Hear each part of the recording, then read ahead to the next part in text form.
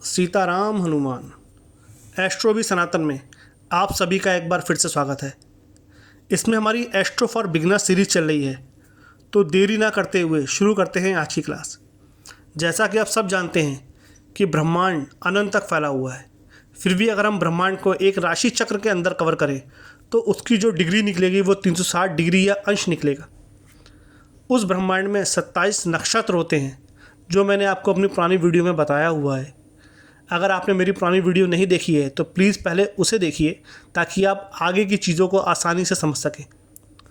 अगर इन नक्षत्रों को हम 360 डिग्री से भाग दें तो एक नक्षत्र का मान निकलेगा, जो निकलेगा 13 डिग्री 20 मिनट।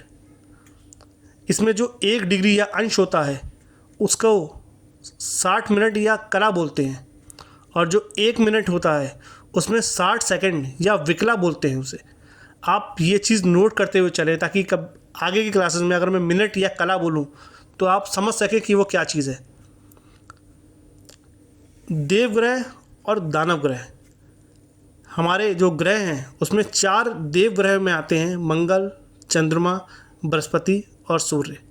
वैसे ही 4 ग्रह दानव ग्रह में आते हैं: शुक्र, शनि, राहु और केतु।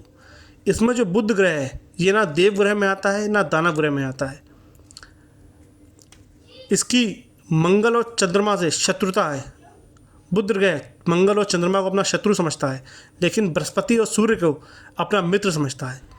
उसी तरीके से बुध ग्रह सभी दानव ग्रह को, शुक्र, शनि, राहु, केतु को अपना मित्र समझता है, और ये सारे देवग्रह सभी दानव ग्रह को अपना दुश्मन मानते हैं। उसी तरीके से ये सभी दानव ग्रह सभी देव ग्रहों को अपना दुश्मन मानते हैं। आप अगर अपनी कुंडली खोलोगे तो सभी ग्रहों के साथ सूर्य, चंद्रमा, उनके ऊपर एक डिग्री लिखी होती है। तो वो डिग्री क्या चीज़ है? अगर 0 डिग्री से 6 डिग्री कहीं लिखा हुआ है, इसका मतलब उस ग्रह की वो बाल अवस्था है। जब उसका पीरियड आएगा, जब उसकी दशा आएगी, तो वो 25% फल देगा। अगर उसमें 6 डिग्री या 12 डिग्री लिखा हुआ है तो वो उस ग्रह की युवा अवस्था है, वो उस समय अपनी दशा में 50% फल देगा। यदि उस ग्रह के सामने 12 डिग्री या 18 डिग्री लिखा हुआ है तो वो पूर्ण युवा अवस्था है, तो वो अपनी दशा में 100% फल देगा। अगर 18 से 24 डिग्री लिखा हुआ है तो फिर वो 50% ही फल देगा। अगर 24 डिग्री या 30 डिग्री लिखा हुआ है तो वो धीरे धीरे ग्रह वृद्ध अवस्था में जा रहा है, वो 25% फल देगा। अगर वहाँ पे 0 डिग्री या 2 डिग्री या फिर 29 डिग्री या 30 डिग्री लिखा हुआ है तो वो ग्रह फल देने में असमर्थ हो जाएगा, 0% फल देगा।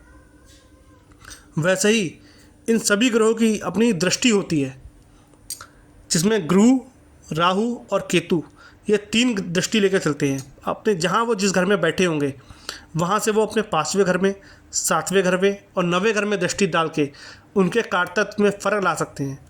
उसी तरीके से मंगल ग्रह जहाँ बैठा होगा वहाँ से उसकी 3 दृष्टि होती है: चौथी, 7वीं और 8वीं दृष्टि।